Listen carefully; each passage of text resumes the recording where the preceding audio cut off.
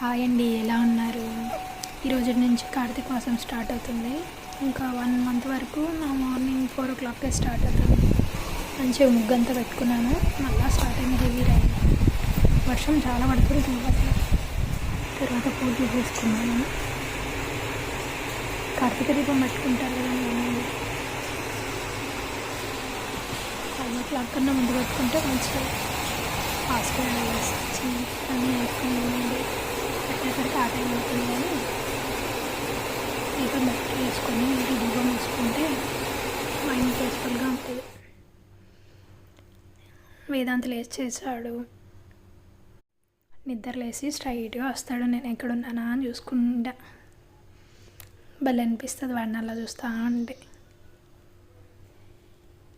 Face అమాయకంగా వేసుకొని చూస్తా అంటాడు నన్ను ఎత్తుకోమని.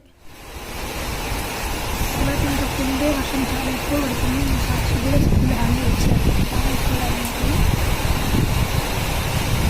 సాక్షి పడుకోండి. వీడు ఇంకా స్టార్ట్ చేస్తాడు అందరినీ లేపడం. స్కూల్లో దిగుదా అని చెప్పి నేనేం లేపలేదు. వేదాంత్ స్టార్ట్ చేశాడు లేపడం. అక్కను దాని దగ్గర కూర్చుంటాడు. దాన్ని గిచ్చడం గిల్లడం. వాడికి ఎవరు పడుకోకూడదు, వాడు నిద్రపోకూడదు. వాడిది అదేం పిచ్చు.